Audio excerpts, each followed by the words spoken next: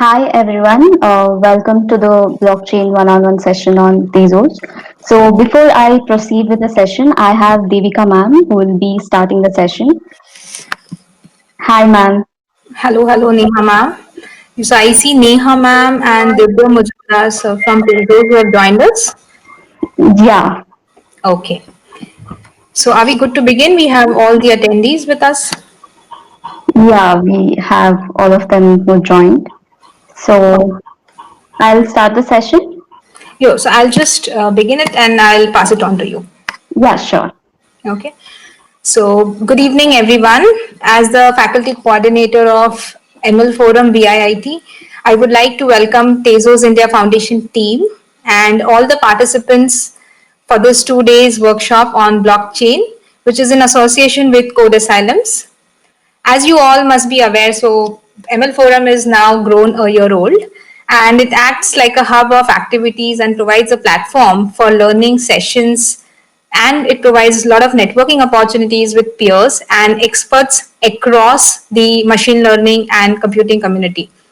So, this workshop is also one such initiative, and I take this opportunity on behalf of the Computer Engineering Department at Vishwakarma Institute of Information Technology to thank Neha ma'am and the speaker for today, I think Majumdar sir, and her team, complete team, for collaborating with Machine Learning Forum VIIT and providing this opportunity to our students to explore such a relevant topic and a platform like Tezos. I would like to tell you, ma'am, and your team that we have now blockchain as part of our curriculum, and we offer this subject to our third year students, and they have all joined us as it's part of their elective in the coming semester. So we look forward for further more such joint initiatives, your inputs in our curriculum, projects, and internship with your organization. So Neha ma'am and your team, if you're open, we would like to connect with you post this workshop also. Lastly, I would like to appreciate the efforts of our student Raj Tauri for connecting us all to the Code Asylums group and the entire Machine Learning Forum team for organizing this session. And I once again welcome Tezos team and all the participants and wish you all a wonderful learning experience in these 2 days. So over to you, Neha ma'am. I think I Sneha, think, you're yeah, on ma'am, mute. yeah. Yeah, yeah. You're on mute still. Sneha, Thank you so much, Devika ma'am, for the warm welcome. We are so glad to be part of this workshop, and this is one of the initiative of Tezos India community to educate students and to involve more students into this platform. Thank you so much for your warm welcome. I welcome everyone to this session today, which is blockchain one-on-one workshop on Tezos. So, in today's session, we will talk about we will introduce about Tezos India Foundation community, which will take like 10 minutes of session, which I'll be introducing you all to this platform. And then followed by Dibyo, who will be walking you through the blockchain technology. So let me share my screen and quickly get started with the introduction.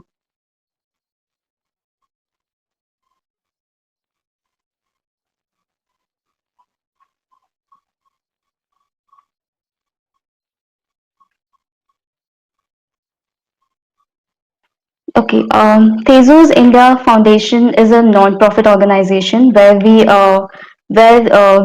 as a community are dedicated for the growth of Tezos ecosystem in India. So we launched this community in September 2019. So as a community, what we do is we do education where we teach and share the knowledge of subjects like smart contract development on Tezos, Tezos protocol and blockchain mechanism, etc., which will be covered in today's and tomorrow's session. We organize this workshop in collaboration with universities and with collaborating with regional communities, etc. Our goal is to educate and discover new Tezos engineers in India. So this is the first workshop which we organized in Delhi. So where we ended up educating more than 70 plus students into this platform.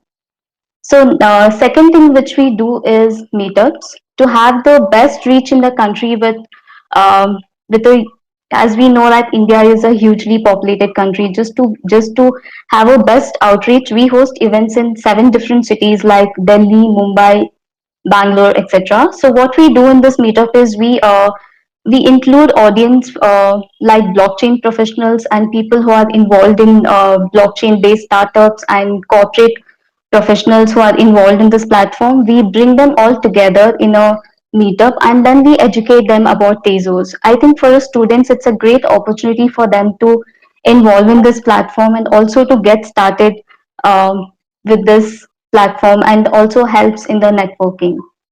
So this is the first meetup which we organized in Gurgaon, where we educated the audience about the Tezos ecosystem. So third thing which we do is partnership. We partner with universities, society chapters in universities. We partner with companies. We partner with startups. Anyone who share the same interest in learning the Tezos technology. We also provide them with all the help and resources they need in order to reach their goal into this platform. So this is from IISE event in Bangalore, which was India's largest blockchain conference. We organized a workshop on Tezos ecosystem. So here comes the interesting part, opportunities that we hold as a community for the people who are involved in this platform. So first thing which we do is we provide a development support for the people who are involved into this platform. We help them with all the technical support, all the support that they need, the resource tools to get started with this Tezos protocol. Uh, we also organize hackathons for the new developers who wants to get involved in this platform. We organize this hackathons for all the people to get involved into this platform and build amazing projects. We organize workshops. We provide them with ideas that which can be built on top of Tezos. We help them with everything that they need in order to build projects on Tezos. So, Tez India versus Harappa was the India's first online hackathon on Tezos, where we had a cash prize of around $6,000 for the people who have built the best projects on top of Tezos. In this, we had a mentor session where we interacted with the students and helped them and guide them with all the resources that we have in order to come out with some amazing projects on Tezos. So we also launched Tezos India Fellowship Program, which is one of the landmark event for Tezos India community. It was a 8 week program where we mentored and guided all the students who participated in this. We helped them build the projects on top of Tezos and in a timeline of 8 weeks. So we also have a network building. Tezos is a non-profit organization. Our Tezos organization is spread across different countries like Tezos US, Tezos Israel. So it's an open source platform, decentralized platform. Nobody owns it. There's no CEO or CTO in this platform. This committee is spread across different countries across the globe, and we have an active member of 50K plus active members who are involved in this platform. So you'll also get an opportunity to interact with all of them and get all the technical help that you need in order to enhance your growth in this ecosystem. So this is a brief overview of what we do as a community. This is a brief overview of what we do as a Tezos India community. We are here to help you guys to enhance your growth into this platform. And if you want to know how you want to get started with the community, we are always here. You can reach out to us. I'll also paste the developer channel Telegram links in the chat session. You can join the channel and learn how to get started with this platform. So thank you guys. Now I think Dibyo will take over the session. Dibyo is a blockchain developer at Tezor. He is also a very active member of Tezos India. So he will start with a brief introduction on Tezos. So Dibyo, you can start. Yeah, sure. Thanks, Neha. So hope I'm audible. Yeah, you're audible. Yep. So I'll just be sharing my screen and we'll be starting off with the session. So just to clarify, this session is basically the 101 session where I'll brief about what blockchain is and a bit kind of basics and the terms you need to know to understand the blockchain concepts, right? So the next day it will be followed up with specifically Tezos, how to build on Tezos, what is Tezos, what all are the technical things that you should consider and you should learn before start developing in Tezos. So yeah, let's start off. Let me share my screen.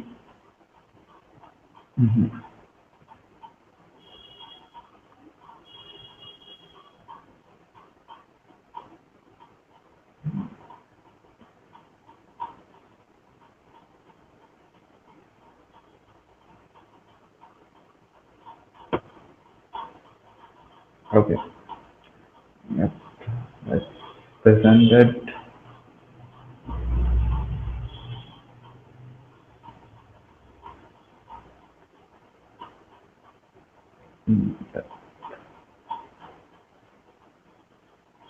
Uh, I hope the slide is visible. Can you just confirm now? Hello. Visible. Sneha, Yeah, yeah, yeah, it's visible. You can start. yeah, yeah, sure. So let's start off, guys. And if you feel, I mean, if you have any questions, feel free to ask any questions. And Sneha, I can just see the question, so you can just interrupt me in the between, and you can ask the question right away. Yeah, if you have any questions, you can post it in the chat session. So we will take over the questions in between. Yeah, So please feel free to ask the questions. Let's make it more of an interactive session. So you can just feel free to post the questions whenever you need to understand. yeah, exactly. So this is the blockchain 101 session. I prefer to name it blockchain Pala. So yeah, so this is Divya Majumdar, and we'll be going through some of the basic things that you need to cover and that you should know when you are starting off with blockchain technology. So yeah, so today's topics will be covering, right. So first thing is what is DLT. So don't think much about the full form. We'll explore that later. Next thing, the common terms you need to know. Uh, then how to explain blockchain. If you are a complete noob, then you should after this session you should be able to explain blockchain in a very lucid way to someone, right? So this that will help you a lot, like to tell people to get on board and what it is. Next, what's new and why? So this technology is pretty new, right? Some people say it's a hype. So I prefer to feel means I feel like it's kind of a lot of technological advancement that has been done. That's why it's a hype.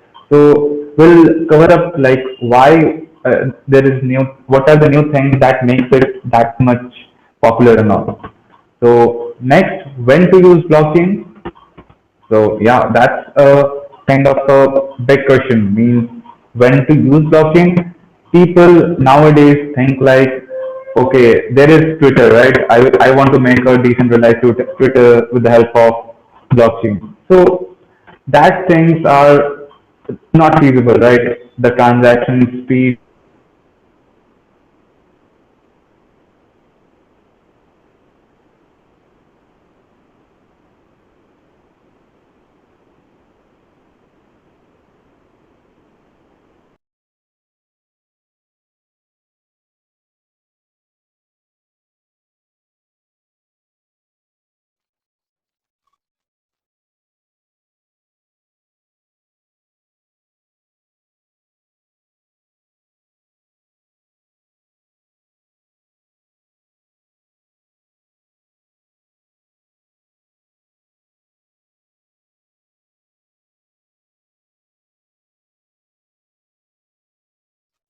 Okay, I think there's a network issue. Just give us 1 minute of time. I'll just get back to you.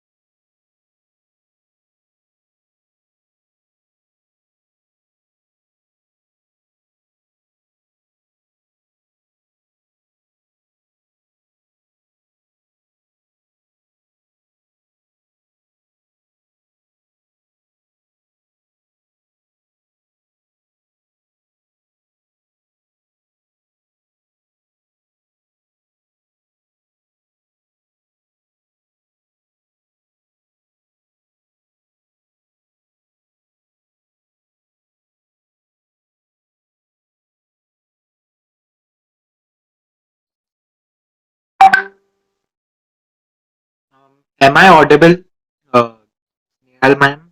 Yeah, yeah, you're audible. Okay, so till Sir joins us due to the network connection issue, I would like to tell you that at the end, all attendees, all participants, that at the end, we'll give you a feedback from attendance form, a Google form, which you will have to fill, and you have to carefully fill it because we will use those entries through the Google form to generate certificates. Everyone will be getting a participation certificate at end. So we will need it, and we all and you also have to follow the same procedure in tomorrow's session. So don't forget to fill the feedback form. We'll share it after some time in the chat section as well. And please fill it, and please hold on. Sir will join shortly. Sneha ma'am is looking into the matter. Please wait for some time. Uh, Till then, if there's anything else you can mention in the chat section, we'll try to attend it in the best way possible.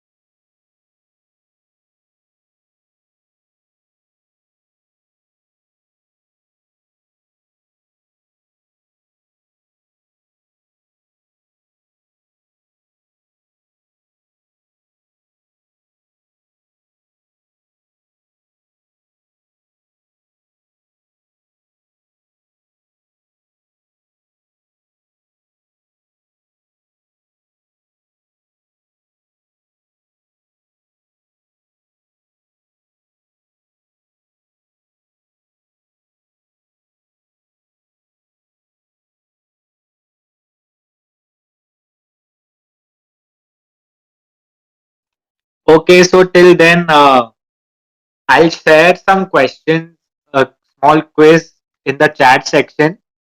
It's a MCQ type, and you can just try to answer that. So we can just have a short quiz session.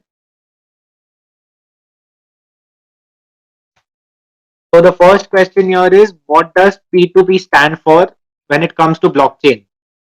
The first question is password to password. Second question is peer to peer. Oh wow, many students have already replied to it. It's peer to peer network. Very nice. Yes. Okay, guys. So Divya will be joining in 2 minutes. Until then, we are really sorry for the network issue. He'll be joining in 2 minutes. Okay, so we move on to the second question. Um, what is a node? A type of cryptocurrency, a blockchain, a computer on a blockchain network, or an exchange. So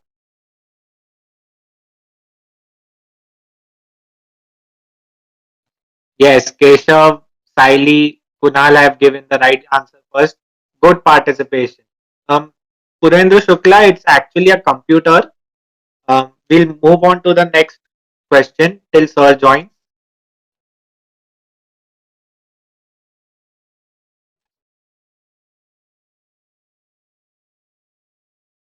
So, who created Bitcoin?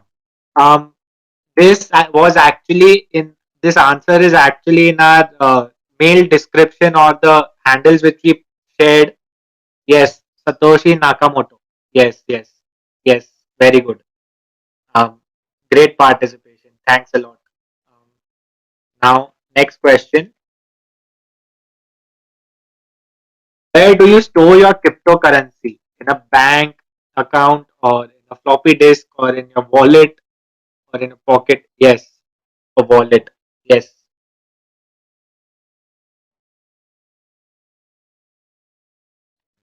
Um, Moving on to the next question.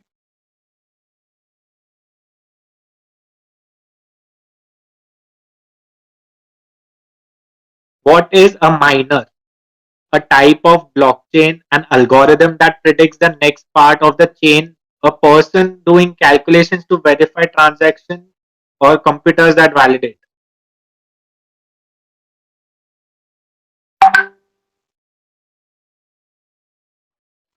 It's computers that validate actually. And okay. So now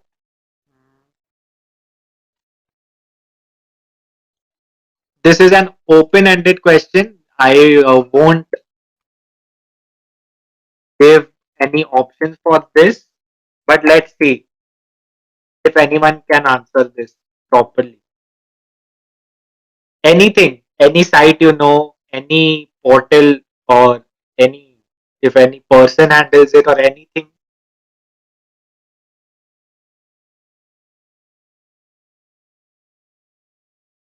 Okay, your bit.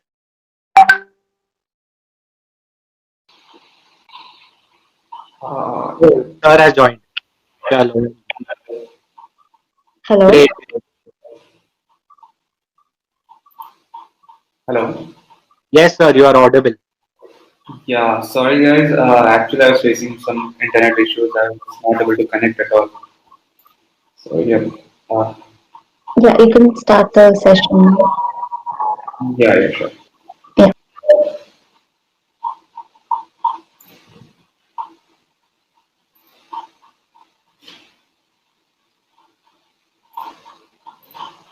Am I audible? And my screen is sharing, right? Yeah, your screen is shared and you're audible. I mean, you need to Yeah. start. Okay, okay. From the beginning or from the second slide or something? Yeah, From where exactly? you can start from the second PPT. Okay, yeah. Okay. So yeah, so the thing is, I was just going through the topics we are covering.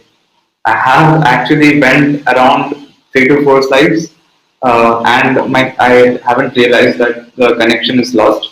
So yeah, let's start again. So the topics we're going to cover is the first is the what is DLT. Don't think much about the full form. We'll be exploring that. The common terms you need to know in the blockchain ecosystem. You can see like there are a lot of terms in the blockchain ecosystem that makes things harder to understand, so we'll going through all the basic concepts and basic terminologies you should ponder upon. Apart from that, we'll explore. I'll tell you like how to explain blockchain, which will actually help you to get something home and you can explain someone blockchain flawlessly. Apart from that, we have what's new and why. So everyone tells like it's a new hype. Blockchain is something that's just came in and it's a hype and all. So we'll explore like why it's a hype and why there is a technological advancement that makes this hype. So after that, we have when to use blockchain. So there is some interesting things which will help you to decide on when to use blockchain and why to use blockchain at that particular moment. Because there are a lot of applications that are there and are not popular in the blockchain ecosystem. And there are reasons for not being popular because that doesn't solve a use case that actually blockchain is intended for. So after what are some of the protocols will explore, and that's one like, phase of one of the most famous protocols in the blockchain ecosystem. So yeah, after that we have smart contracts. What are smart contracts? We'll explore. We'll not write any smart contracts here. That's the curriculum for the second day. Uh, and then what we'll do is we'll go into a FAQ kind of thing like how to start development, and the use cases will be exploring like what all are the use cases that you can see in the real life where the blockchain has been implemented. So yeah, next up, this is me. My name is Divya Majumdar, as you all know, as of now, I think. So I'm a blockchain engineer at Azure, and I have been working on Ethereum and Tezos infrastructure plus the dApp development from 2017. And apart from that, I'm a community guy. I have my own community that's Beacon Dynamics, and where we promote education in the blockchain ecosystem. And apart from that, we have Tezos India Foundation. I have been with the Tezos India Foundation for around a year now. And next up, we have GDG Bangalore. I think you all must have known this. GDG Bangalore is one of, I mean, it's the biggest DDB in India, and I'm currently leading that. So yeah, there's my Twitter handle. You can always reach me out for any queries, for anything that I can help you with. So let's start the session where we will go through what is DLT. So DLT is known as the distributed ledger technology. So why we are studying about DLT in a blockchain session, right? So DLT is the foundation of blockchain technology. Let's take an intuition of Bitcoin. So I will be taking an intuition of Bitcoin always, just to clear out your stuff, like clear out the concepts. I will be taking an example of Bitcoin right now. So what is a ledger actually? So ledger is kind of a place, or it's a record where you can write all the transactions.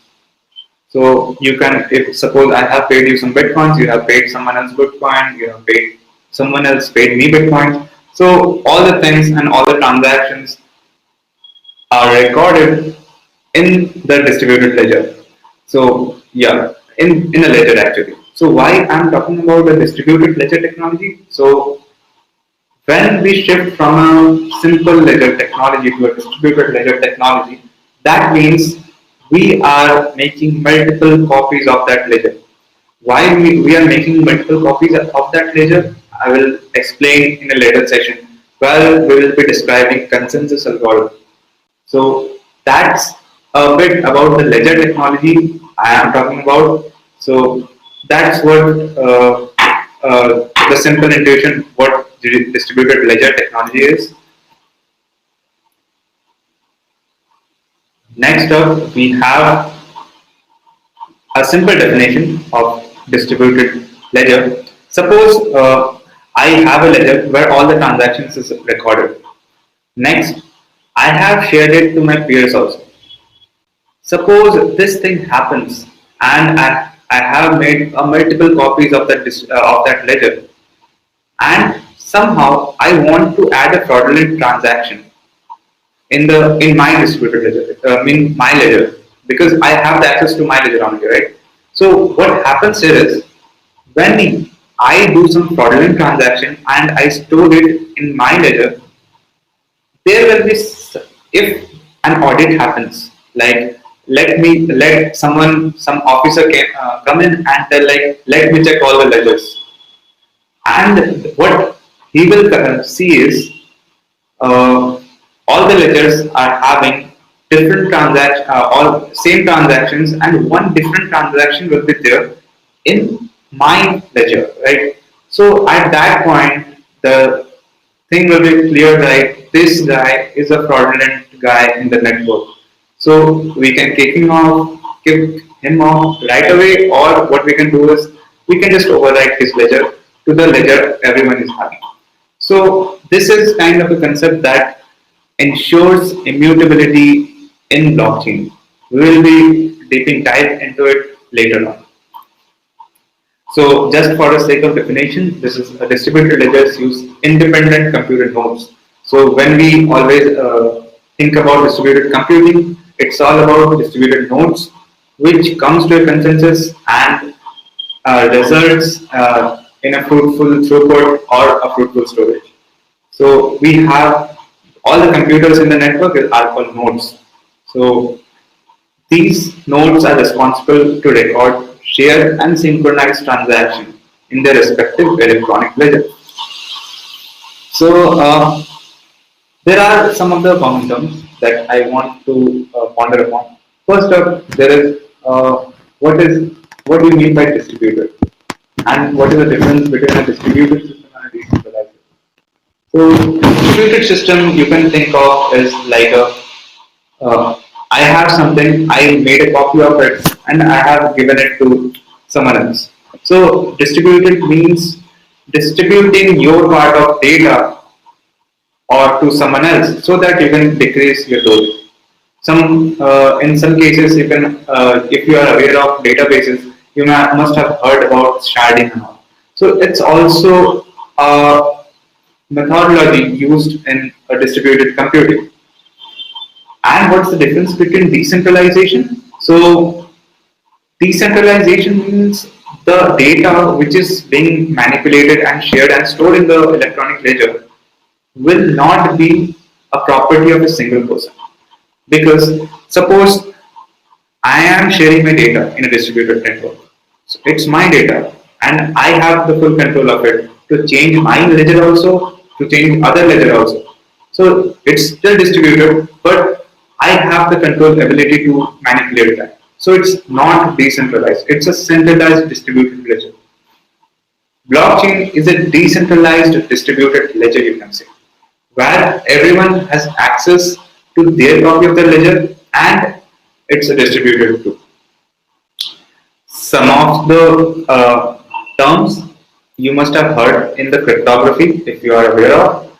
So some of that is signature. So what is signature? So you it's actually a pair of public and private key. So what happens here is when you go into the cryptography, you can see like you can digitally sign a document where and it is done through two ways. First is the symmetric cryptography and the next is asymmetric cryptography. So in asymmetric cryptography, what happens is there is for a single person, there is a pair of keys which shares your identity. Means public key is something that everyone can see about you. That's actually treated as an address in the blockchain ecosystem, as an identity or address in the blockchain ecosystem. And next is the private key. That is actually something private to you, and you will use private key to sign your transactions, which actually verifies that you are the only one doing a transaction. Suppose you think of a transaction. So how a general transaction look like? From, to, and the amount, right? So this thing can be done like Divya has paid Sneha $30. This can be happened, right? So it's an electronic data. What is the limitation of electronic data? This thing can be copied. So Divya paid Sneha $30. I can just, it's an electronic data, right? I can just copy and paste it. We can do it again. Divya pays Sneha $30. And we store both of them in the electronic ledger and we store it in blockchain.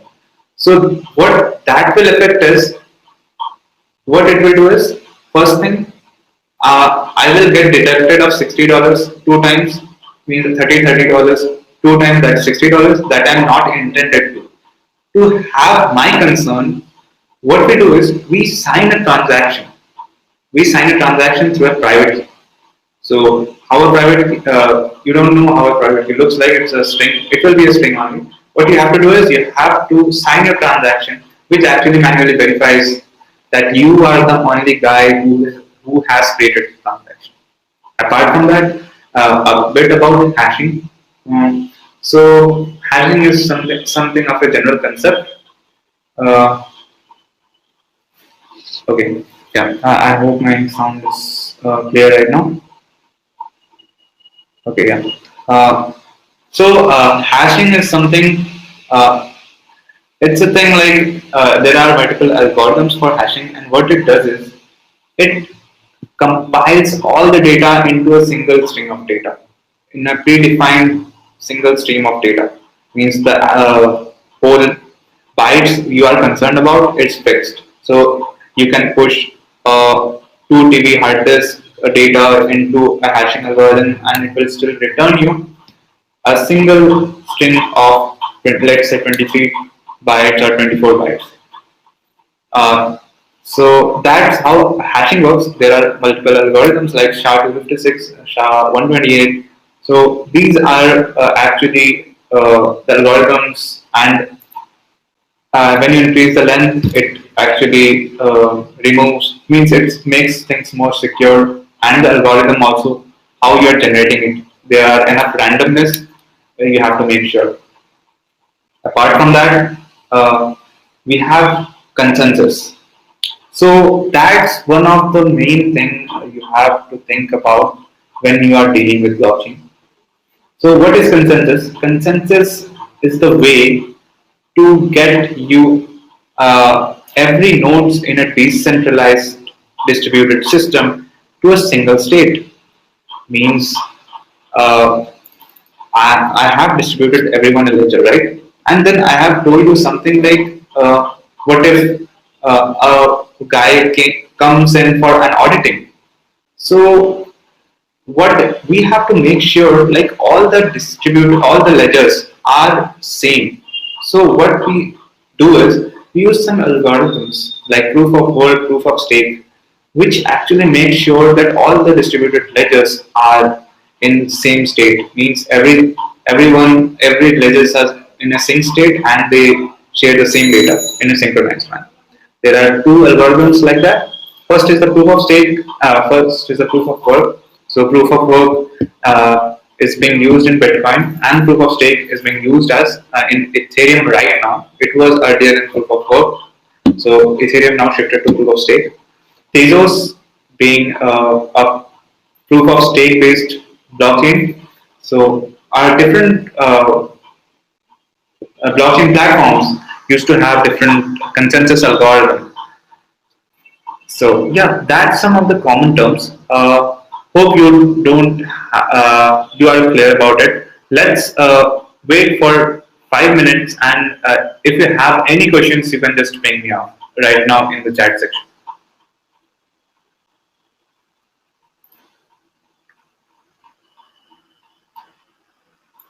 Okay, so there are a lot of questions. Okay, I'll just read it out for you. We have one question: what was the need for blockchain? Mhm. And Okay. and the second question is how a hashing algorithm changes a lot of data into the single set value. Okay. So just let me answer the first question. So what is the need of blockchain, right? Uh, Yeah, what is the need of it? so so the need of blockchain actually ensures security for you. So it's not always. So uh, basically, it is being used for security and to bring transparency in the network. So what happens in most of the places is like the data what you have is not transparent. What is going in the means what is going in the behind? You don't know what's happened in a distributed ledger. You can see like in all the public chains. What happens is uh, it's all the things are means openly available and everyone can see it. Apart from that, it's peer to peer and no one can make any fraud. And that's how the consensus is designed to make sure that everyone is in the same state. Yeah. Okay. So hope I have answered that. And there are a lot of things to consider when you are using a blockchain, right? So we'll actually go through when to use blockchain a little bit later. So yeah. So Sneha, what was the next question? Next question was how a hashing algorithm changes a lot of data into a single set value. Okay. So let me give you an example. Suppose. Hmm, okay. Yeah. There are. It's actually all the hashing algorithms are very much complex. I will give you a example where you can relate how it works. You must have read about remainder function, right? When you do something like 2000 uh, means 2001 remainder 10, what do you get? You get 1, right? So every time any big number you give to that remainder function and you just set the right side to 10 or to some value, your output will always range from 0 to the right side's value minus 1. That's exactly what happens in the hashing algorithms also. There are a lot of complex things to keep to pitch in randomization and all. And what happens next is, in the end, there is actually remainder function only, which drops down your data to a set of bytes, which is the most randomized byte that can happen. And you know what the interesting thing is about? Every time you hash the same type of data, you get the same set of bytes. Using the same algorithm, if you do it, you get the same set of bytes. If you change a single letter of the data or you change a single bit of the data, the whole hashed value will be changed. So that's something useful that you will see later when we will explore about the contents of a block, how the hash is being used. So what is the next questions? Next question is why Tezos is a potential player in crypto. Hmm. So see, Tezos is why Tezos, right? It means it's I just simplified like why Tezos and why it's playing a big role in the crypto. Uh, the main thing I see in Tezos is the self amendment and the on chain governance. So what do those two things mean?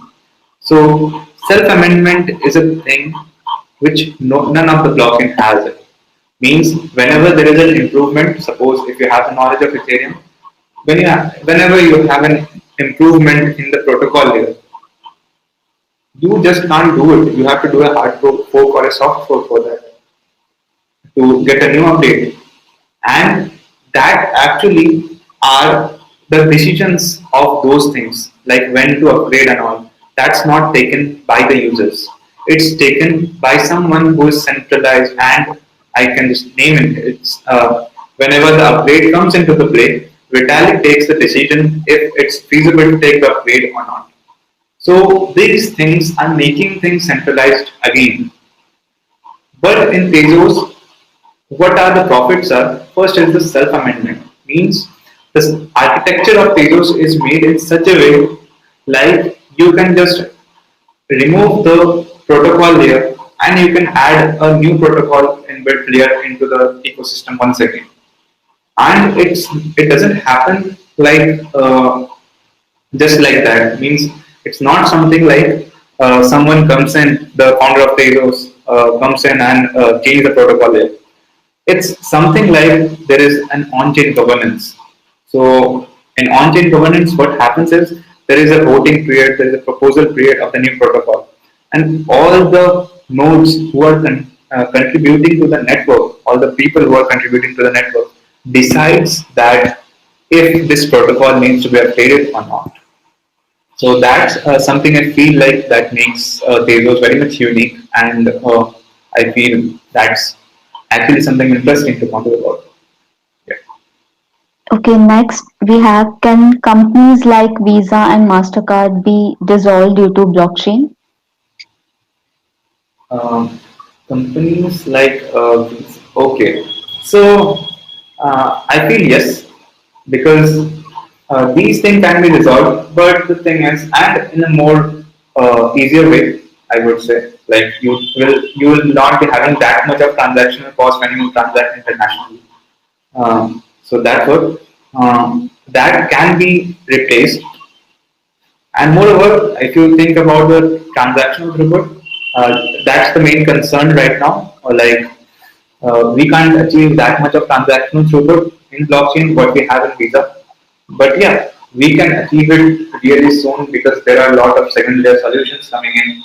There are a lot of more developments going on which actually improving the speed of the blockchain. So yeah, that's possible I think. Okay, next we have can you please explain how Tezos uses DPoS and the advantages of DPoS over POS?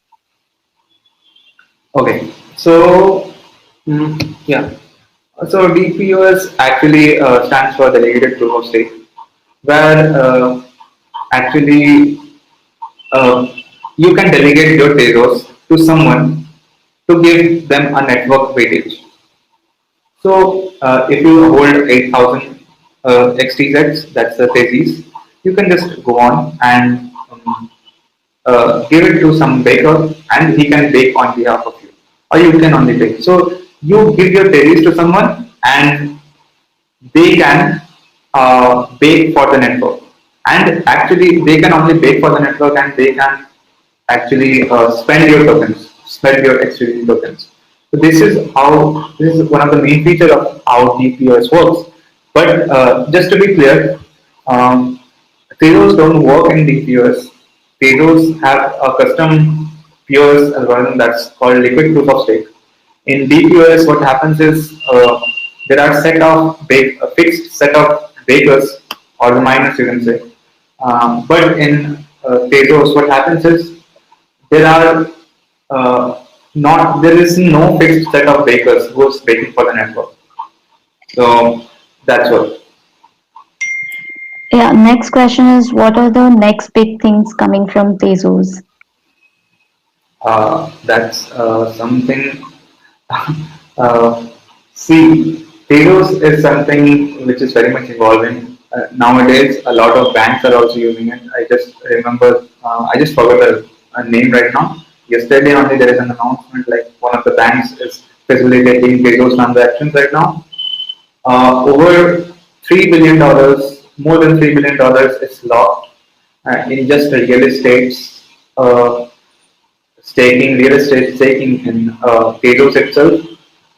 Mm, I think the next big thing will be something like when we scale it more and we can get on board more games into Telos, maybe that can be the next thing which Telos is looking for when we improve the transaction speed. Yeah. So next is so can I say hashing changes the set of values into binary system?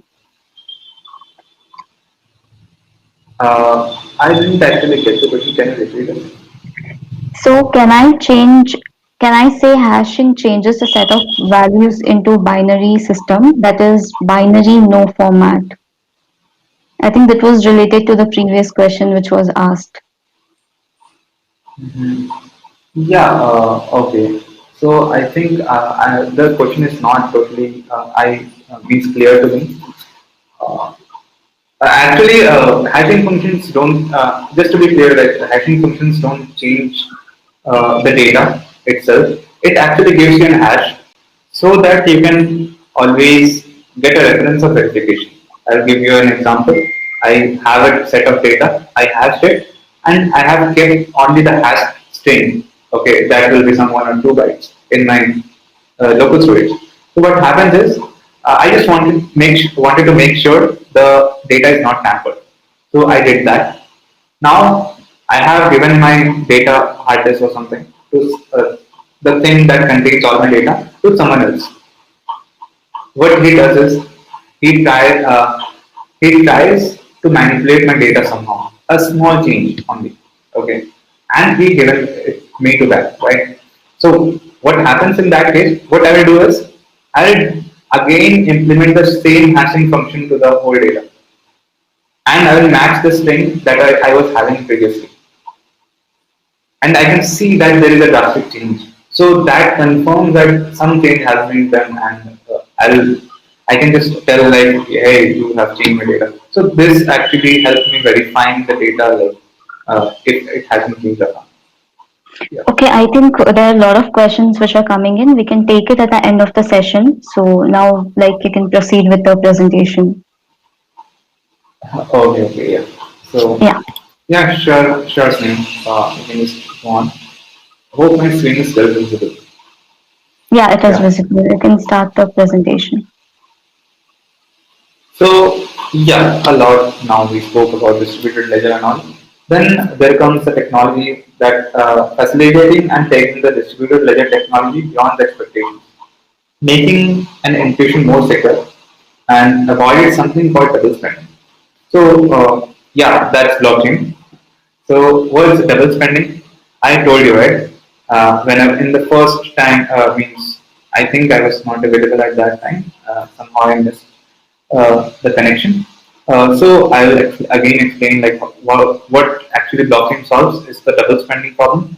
What That's actually the thing which has revolutionized the blockchain ecosystem, and that's the main thing plotted into the Satoshi Nakamoto's white paper. So double spending is something like when you have an electronic transaction, you can just uh, copy and paste it and use it once again, right? Means if I pay Sneha $30, uh, this is a transaction format from to an amount. Anyone can copy it and you can see and do it and store it, right?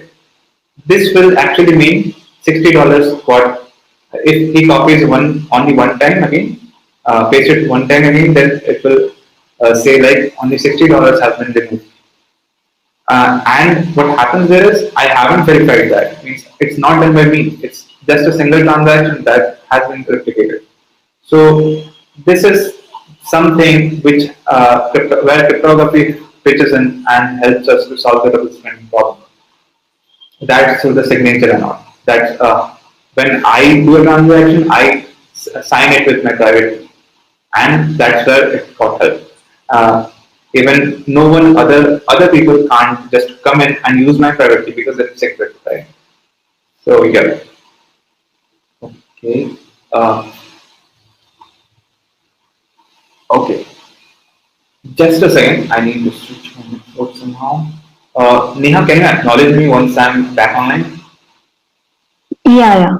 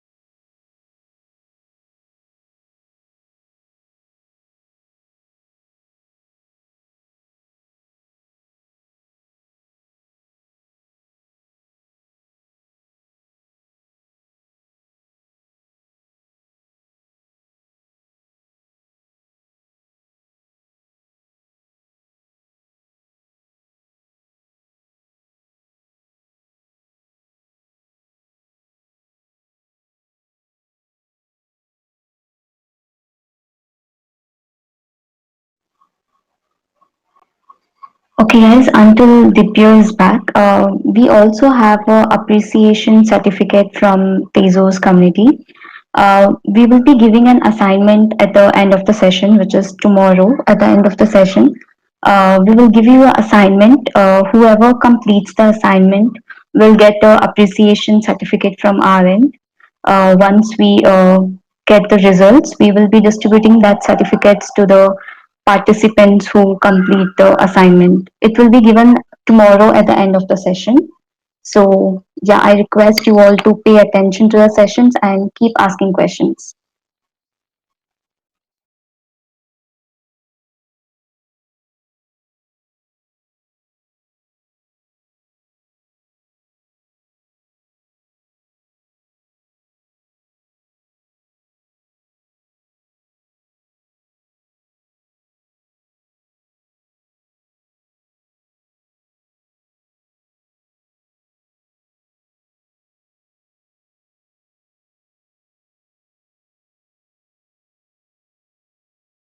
Okay, so continuing with the quiz, I'll move on to the next question, um,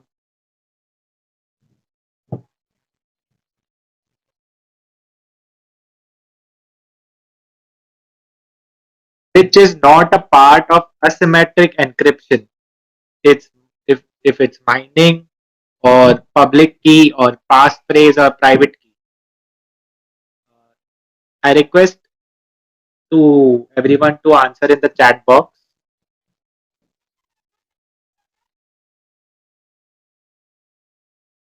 Yes, mining is the answer, and yes, that's by Ethereum by Purendu Shukla.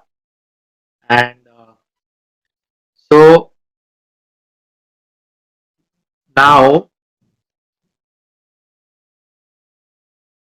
what is the term for when a blockchain splits?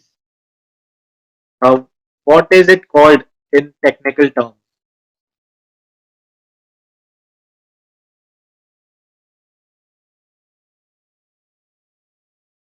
Great, great, great. Before putting the options, only people have given answers. So yes, people are engrossed in blockchain. That's a good thing. Then, so what is a cold storage when it comes to technical terms? Not only blockchain, in a wider perspective, what is a cold storage?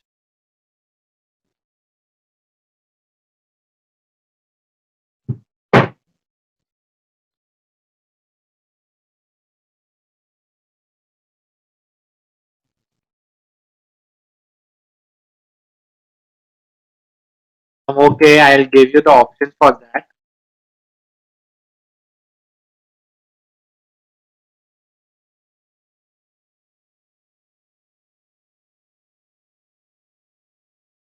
A place to hang your coat, a private key connected to the internet, a private key not connected to the internet, a desktop wallet.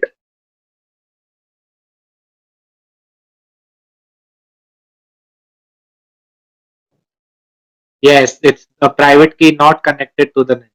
Yes. Then I see Purendru is very, very engrossed. Good job. I expect the same participation with others. I hope Sir is online now. Yeah, Divya, you can take the session. Yeah, yeah. I'm sorry guys for this. It's very much fluctuating my network. Yeah. So yeah, I can start off. Should I? Okay. Yeah, start. My screen is visible, right? No, your screen is not visible. Okay. 117. Is it now? No.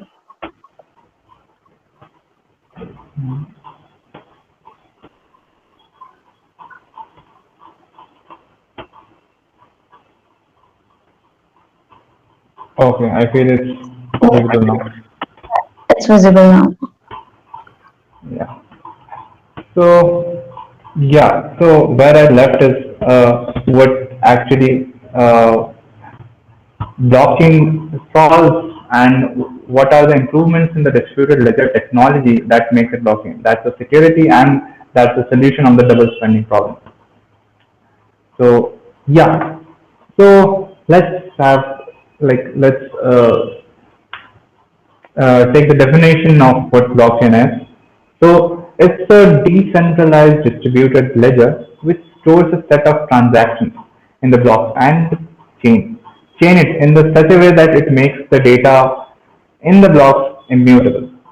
So uh, let me just give you an intuition, like how the blockchain actually looks like. Suppose, have you guys have heard about linked list? So you must be knowing about linked list more. So blockchain is kind of a linked list only, where there is no pointers to link it. Means suppose in the linked list, what happens is there is a node which points to another node, and then it points to another node, something like that. A single way linked list.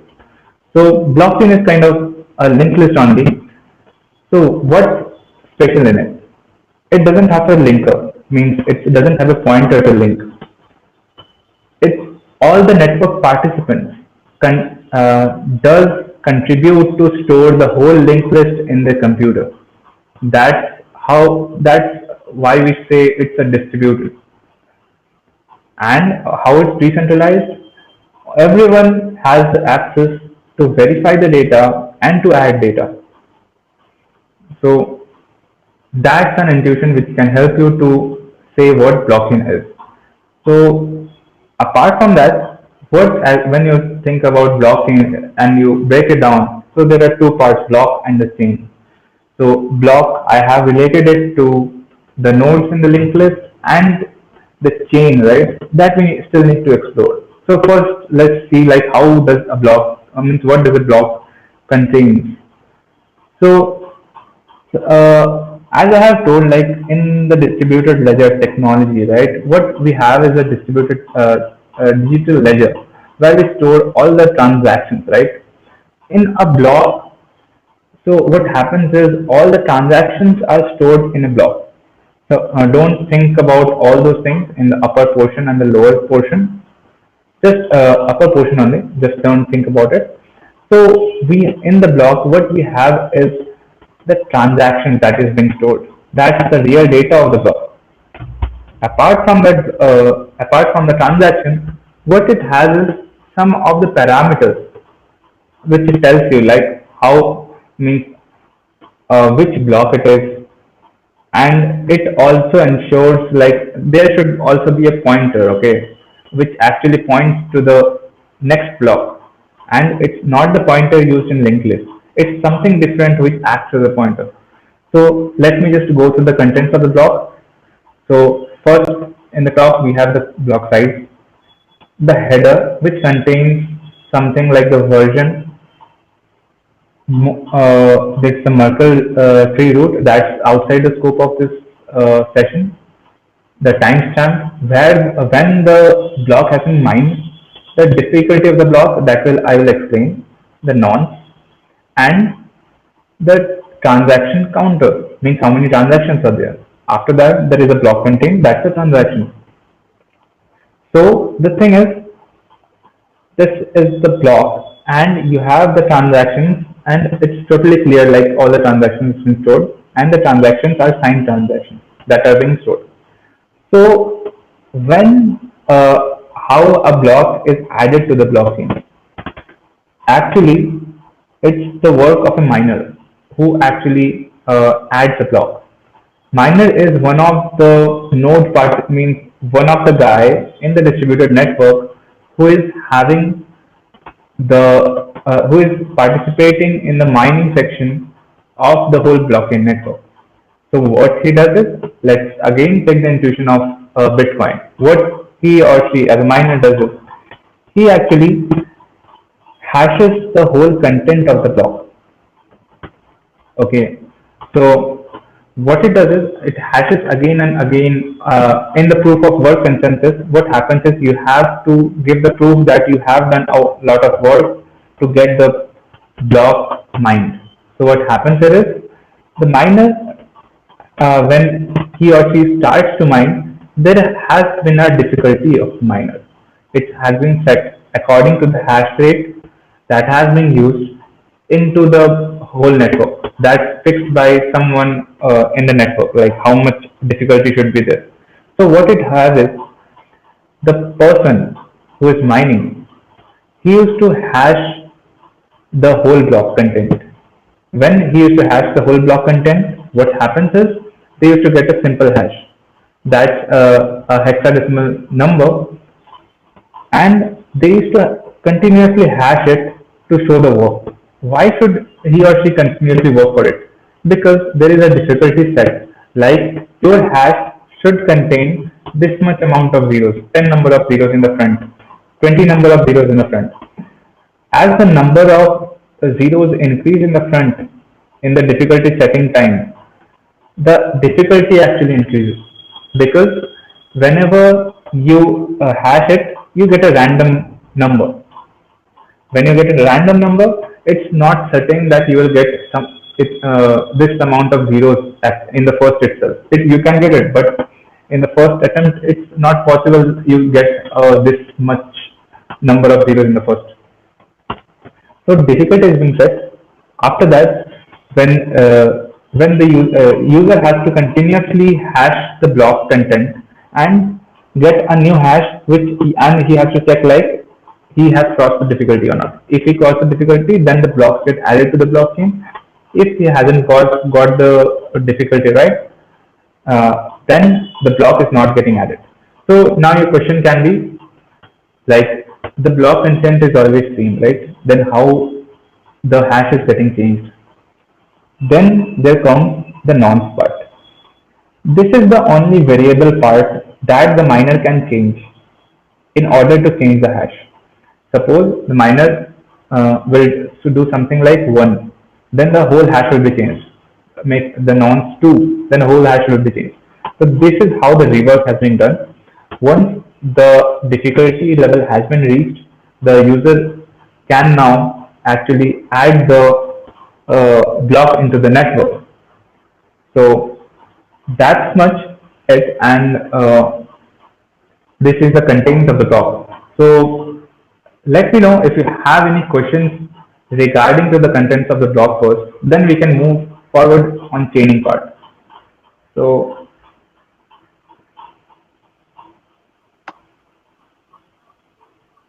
yeah, anyone is having any issues? Means any questions regarding to the how what a blog content is and all? You can just go to the live chat and ping it right away.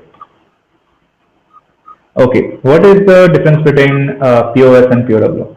So so these both are consensus algorithm, and what is the difference actually? So in proof of work, you have to uh, put on your hash rate to show the work. Like you have whenever you want to hash it again and again, hash the whole block again and again, you need to put on some work with the help of any ASIC or a GPU or a CPU. So this is why it's named as proof of work. This both are used to make sure that the whole network in the same state.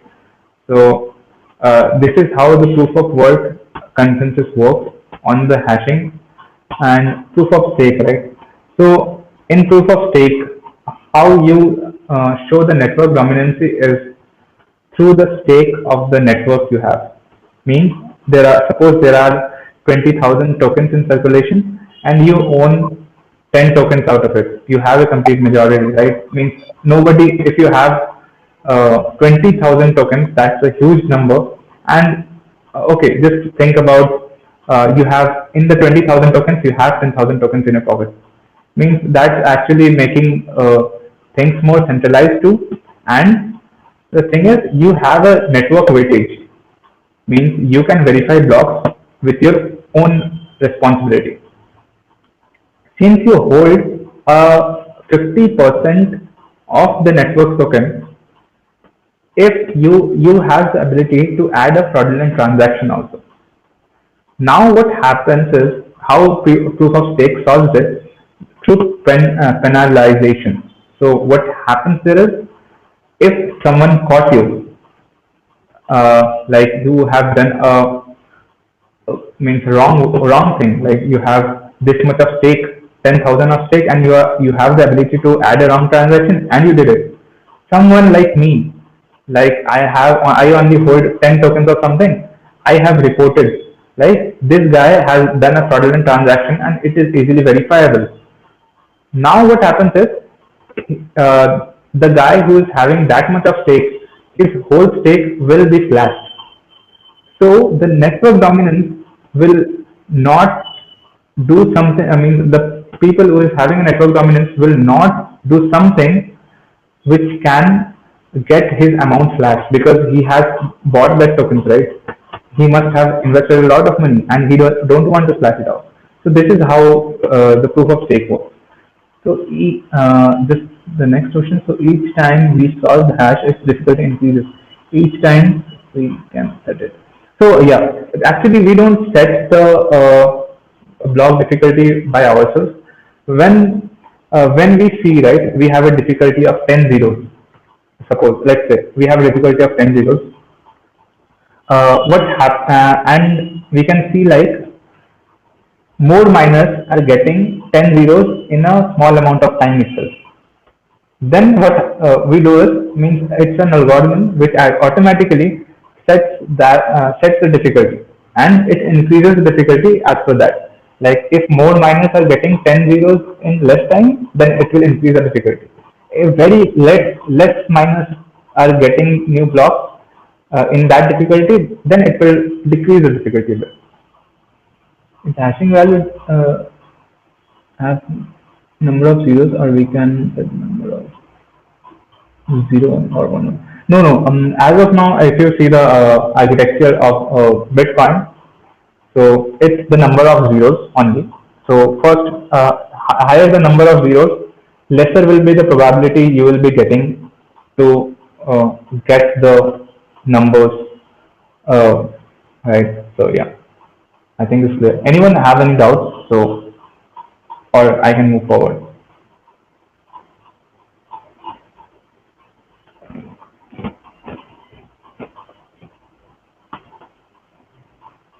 Okay, I feel we can go forward right now. So we are now clear with what does a block contain.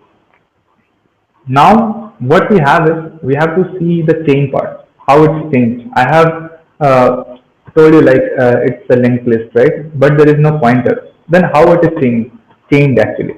So we have to make sure that the blocks are periodically assigned, means after one another. So how we ensure it without a pointer, like after this block should be there.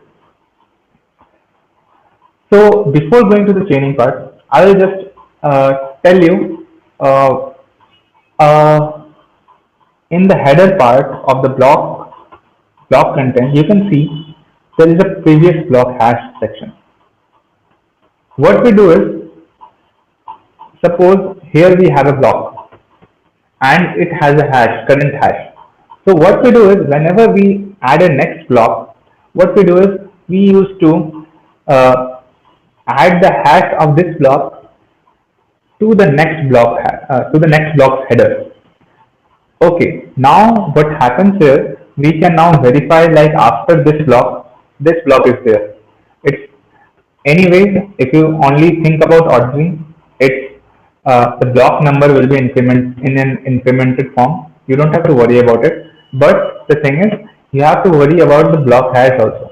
Like if you want to verify, like after block 20, block 23 is there, you can after block 20 block 21 is there, that's true, but you have to also verify like the previous block hash is also correct, right? That will actually make you verify like the blockchain is actually in a verified format. So whenever you install a full node, you get the whole blockchain in your computer, right? It's actually known as full node. Then you download actually the whole blockchain, every transaction. Now it's kind of 4 to 6 terabytes in it's in terabytes actually in Bitcoin. So what happens is whenever you download, it actually checks the series plus every time it checks the block hash, because generating a block hash is not difficult. Generating a block hash with a particular difficulty is difficult. So that's where proof of work comes in, and verification is totally easy. So let's go to the chaining part and see how the chain is. So as I have shown, like suppose this is a block one, this has a hash of this and it has a previous hash, don't care about it.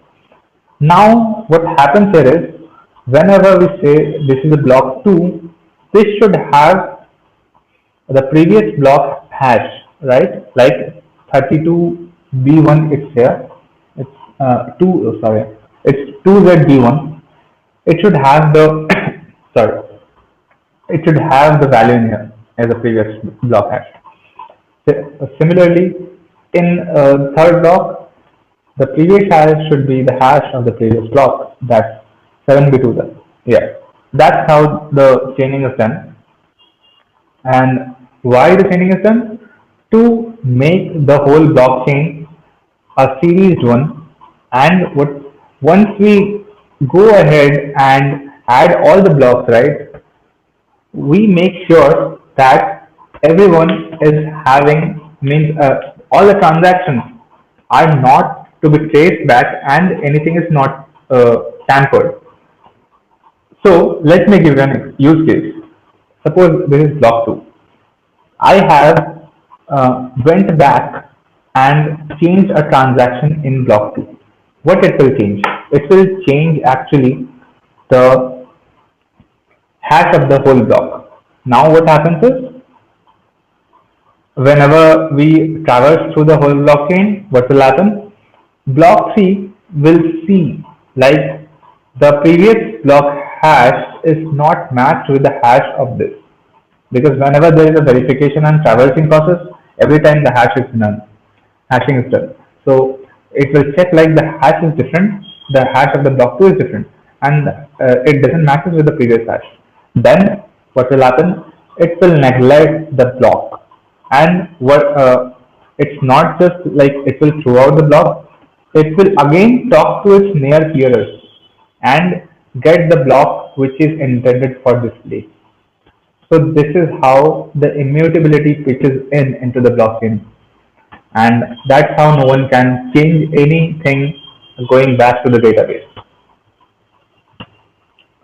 So yeah, now we are in a place where we have to go through when to use blockchain.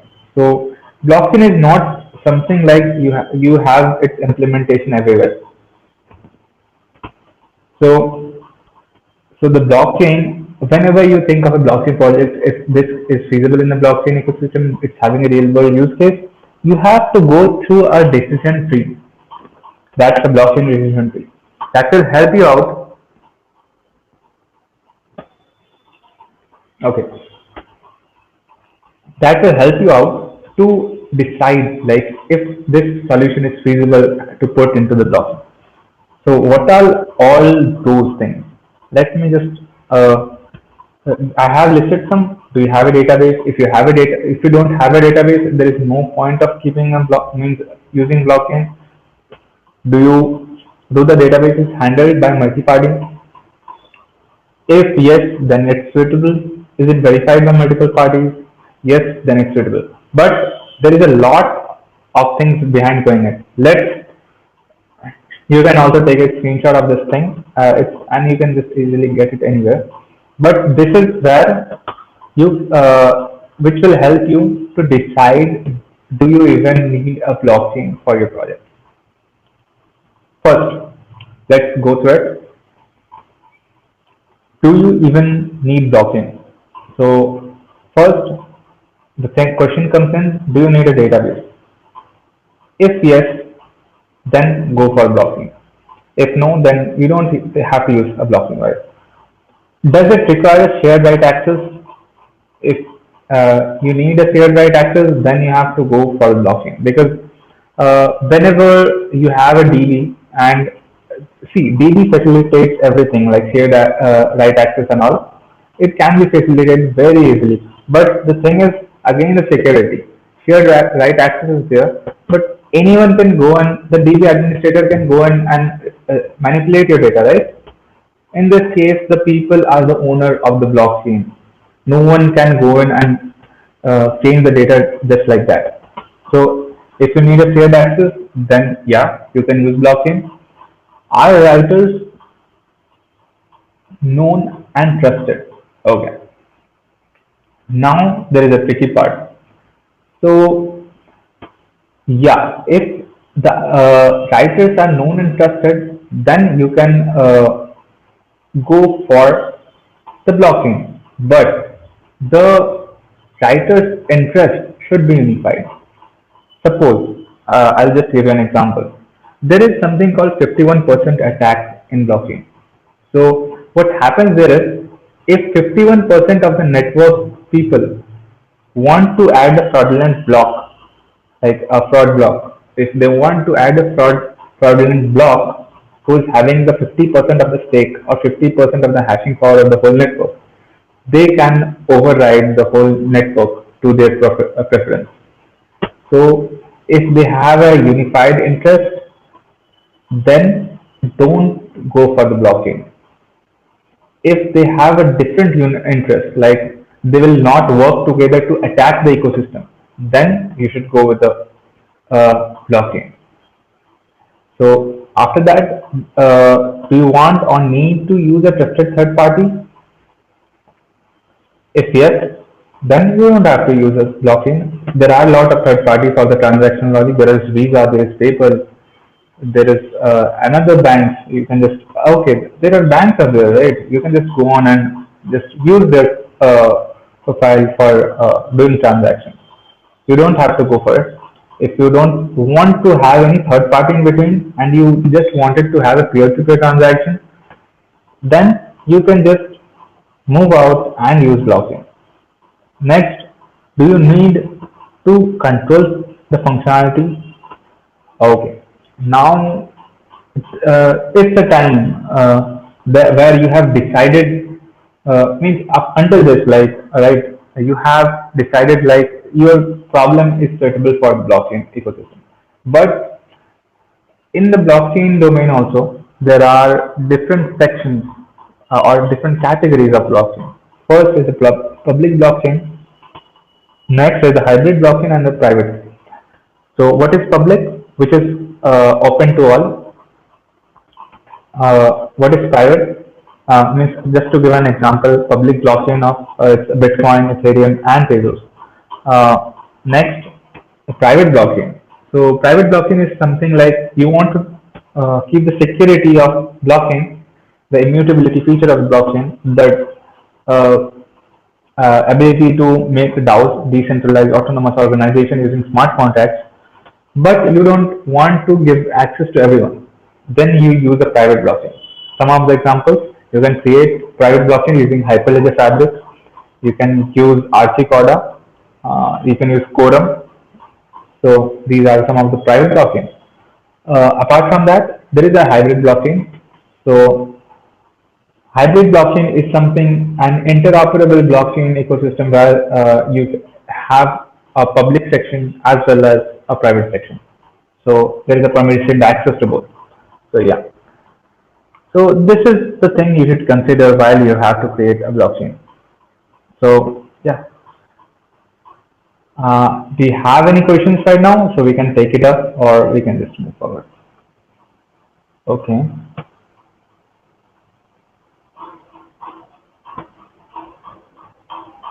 Sneha, can you just go forward and get uh, I don't think so. We have any questions for now. Okay. okay. Okay, there's one Okay. question. Okay. So Hyperledger, right? So Yeah. whenever you want to create a blockchain and you want to create what should I say?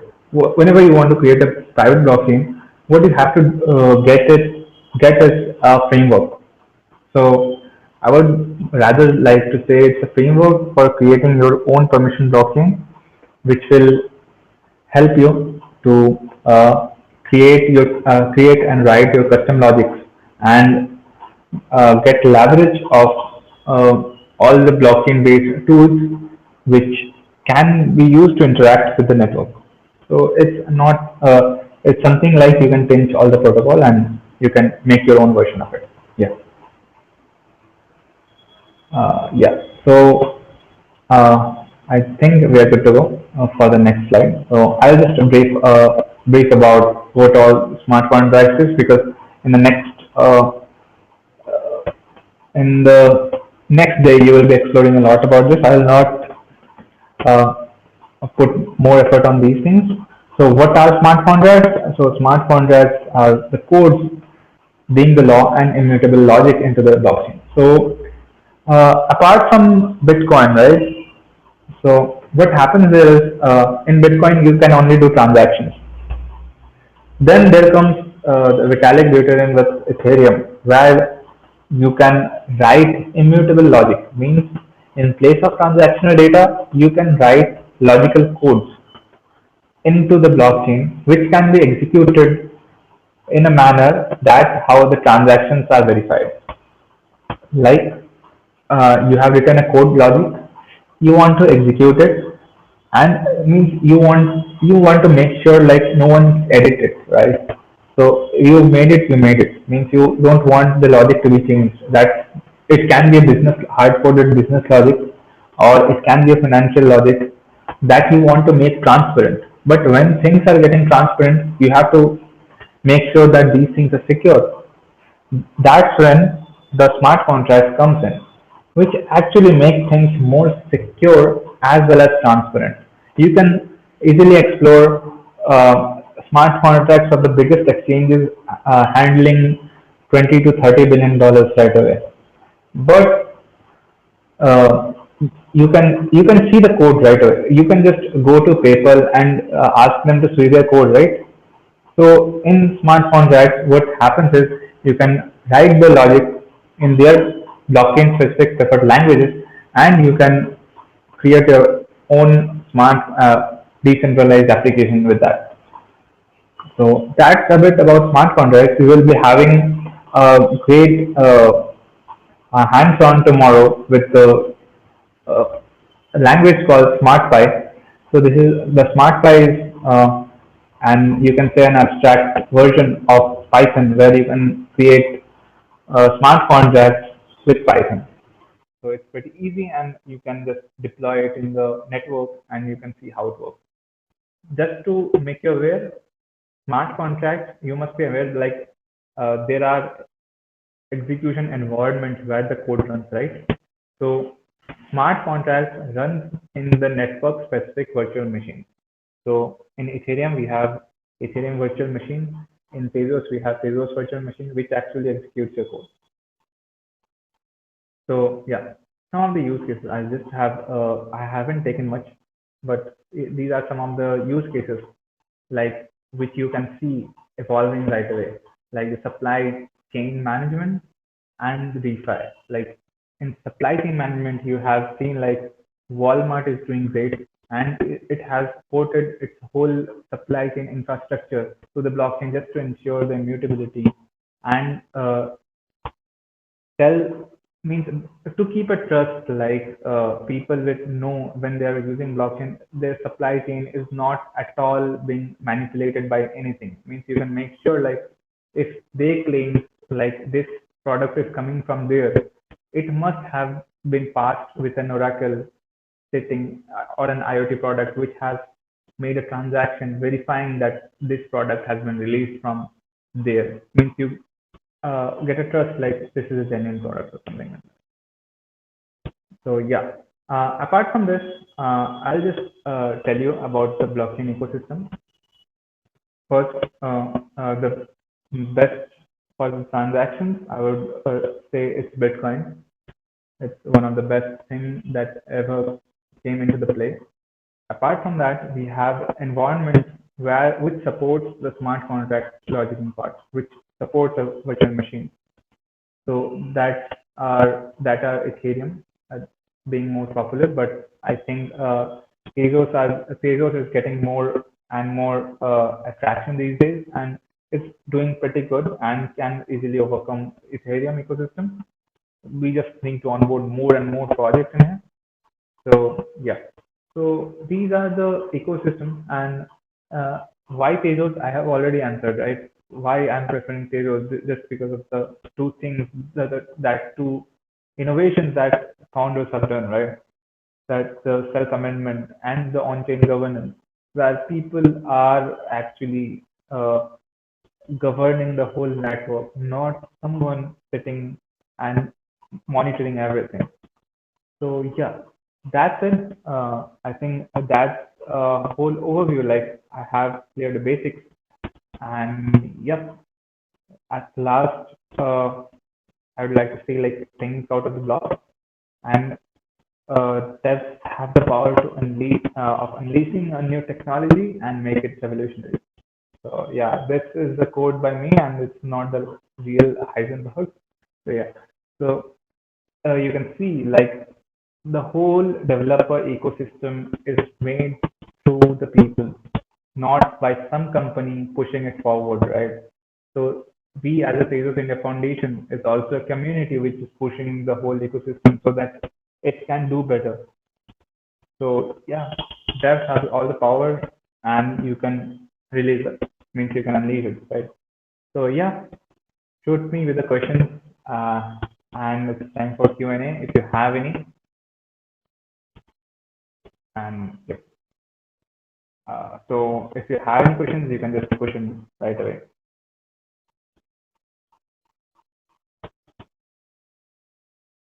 Yeah. So I can see one question. What is the scope for work in blockchain uh, innovation fields? Okay. So scope of work, right? That's actually a lot of things. First, we have to check for the feasibility. If things can be onboarded into the blockchain ecosystem. And when I speak about the innovation fields, like there is a lot. I will specifically say DeFi. Uh, that's the decentralized finance, and DeFi being a lot more interesting stuff where people are managing liquidity pools. They are managing. They are imitating the whole banking ecosystem into the blockchain. So that's really interesting how the whole infrastructure can be handled just using the blockchain ecosystem. I feel blockchain the innovation fields are more likely to make uh, banking easier and more feasible for the people and not for the banks because yeah, innovation fields are like I have this much perception too. Is election and banking can be good innovation on blockchain? Banking is obviously is. I mean, it's a good innovation always. Um, I don't think like election to prevent fraud. Yeah. So the level of security that uh, a blockchain provides you, right? It can help you to govern the banking system, right? A lot of things are going on which actually facilitates the banking ecosystem, like the stable coins, the DeFi dollar. You can say like these are the DeFi ecosystems, right? Means DeFi projects, which is holding around $1 billion. Sorry, it's $1 million. Last they have seen like $12 million is being locked into the DeFi dollar project. So you can think like people are also trusting, right? I don't feel like election being a good thing. Yeah, election can be done, but the thing is that again the transparency. When you do an election, you don't want it to be transparent, and because I mean transparent in the sense you don't want every vote to be going on public because that will make a bias. So I don't feel like elections can be done in a better way. And if you want to do it, you have to encrypt the data and store it to the blockchain while committing the data in the transaction. So that's again violating some of the paradigms, some of the rules which we used to follow in the block, making a good blockchain project. So I don't feel like election being a good fit. So do you think Web3 will replace Web2? Obviously, Web3 is intended to uh, replace Web2, but not in all aspects. There are aspects where mm, it's needed to have Web2. Suppose just because the throughput they offer, you can just SSH means the whole cloud computing infrastructure is in the Web2, right? So you can just go on and get the whole infrastructure into the blockchain ecosystem.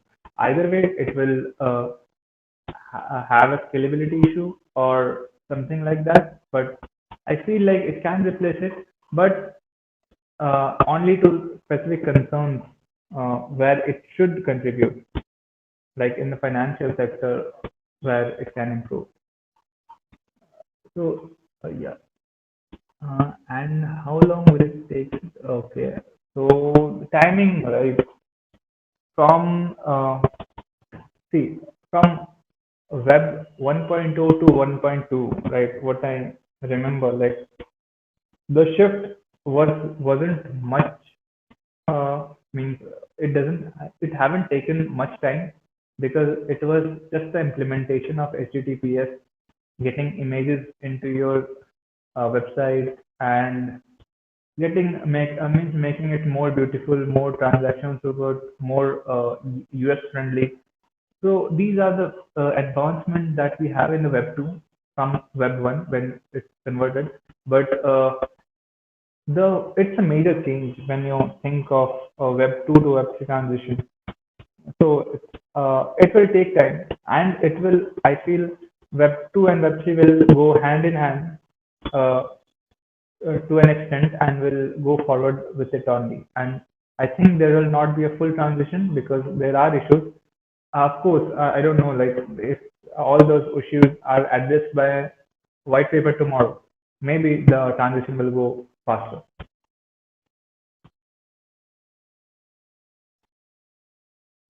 Yeah, I said like it's not good for election. Like yeah, I have explained it actually. So I told right, like when you think of election, means the results are being transparent on the go. Means I'm voting right now and it's public. So whenever there will be public opinions coming up, right, that will actually bias other people's mindset. That's why the voting things are. That's why you can say right in India or somewhere else, the voting is kept private. Like you just don't show everyone what you're voting for. Just to just to have a thing like they should give vote on their perception and I should give vote on my perception.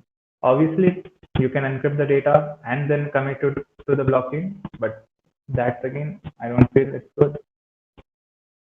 Yeah. So, what do you think about using blockchain for inventory in an organization instead of a traditional database? Again, guys, I would say like inventory, right?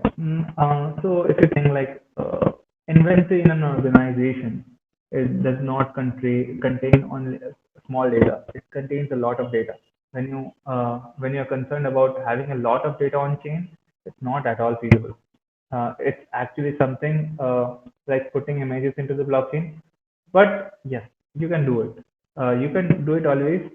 What you have to do is there are also third-party decentralized storage solutions like IPFS, that's Interplanetary File Services. There is Filecoin that will help you with the storage, and the hash will be committed to the blockchain. So in this way, what happens is you get the immutability feature from the blockchain and the security from the blockchain, and you don't manipulate and waste the storage of the blockchain. And yeah, you have to use a kind of third party, which is also a decentralized thing.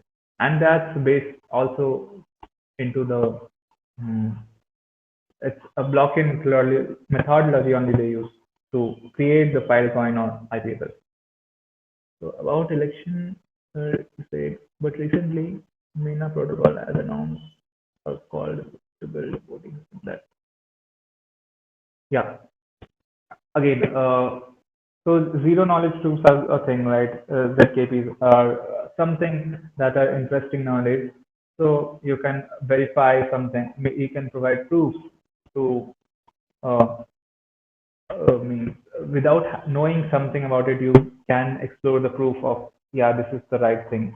So yeah, there are always a workaround for creating a good ecosystem means a good product for a voting thing. But yeah, there are many things like ZK rollups. There are things like you can only just encrypt the data and push it to the blockchain for the election. But yeah, it's happening. But there are reasons why biggest elections are not done in the blockchain. So about elections, you said recently. Okay. Okay. I don't have much knowledge about the MENA protocol, but MENA protocol, right? Yeah. But yeah, about the zero knowledge proofs, it's pretty. I mean, a lot of product-based companies are working on the zero knowledge proofs, and they are doing great on solving these workarounds. And I feel we can get some good products, but I feel as of now, there is a reason why people are not onboarding big elections into this.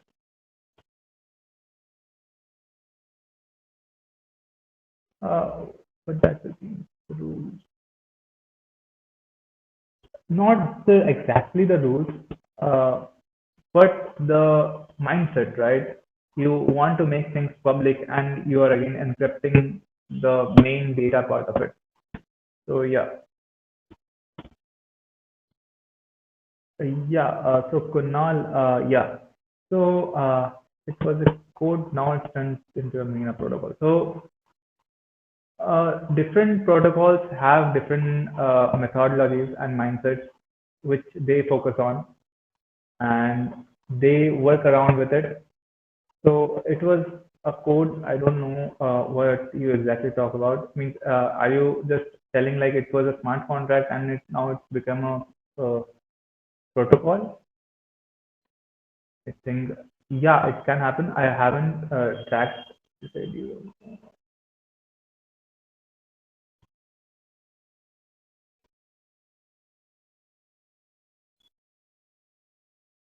Okay, okay, okay. Yeah, got it.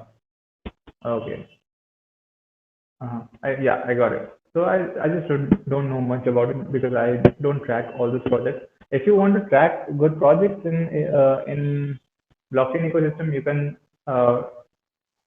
visit a site called Block Radar, I feel, where DAP Radar, sorry, it's DAP Radar, where you can explore more projects and you will come to know about different protocols as well as different decentralized applications over there.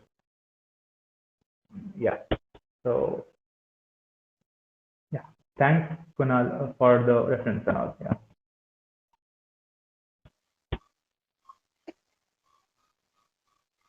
Yeah. Okay, I think is there any more questions?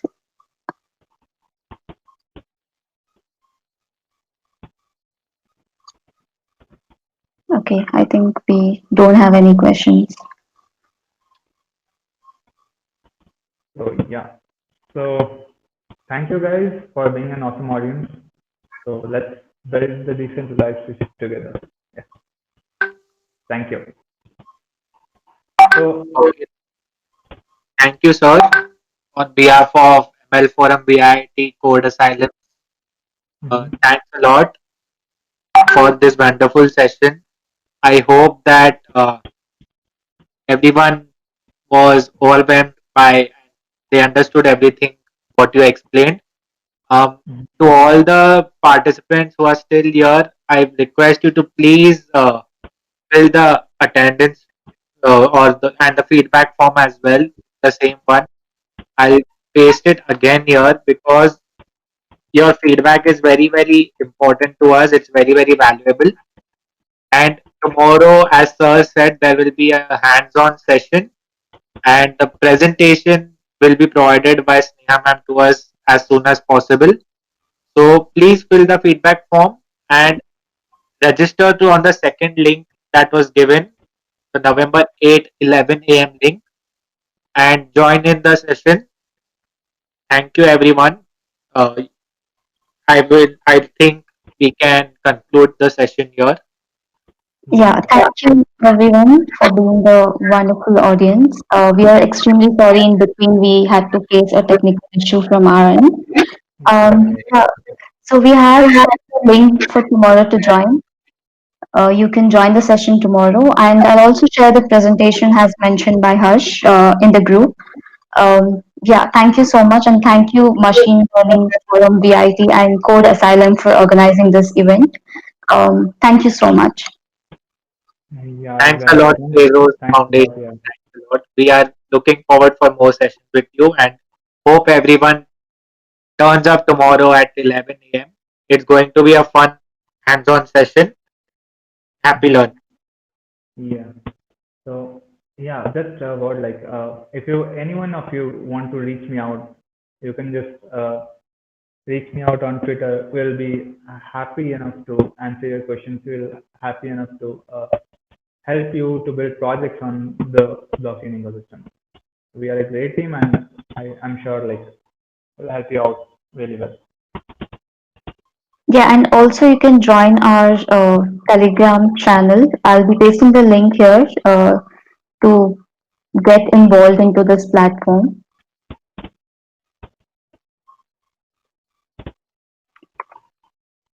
Here's the link to join. Just a sec.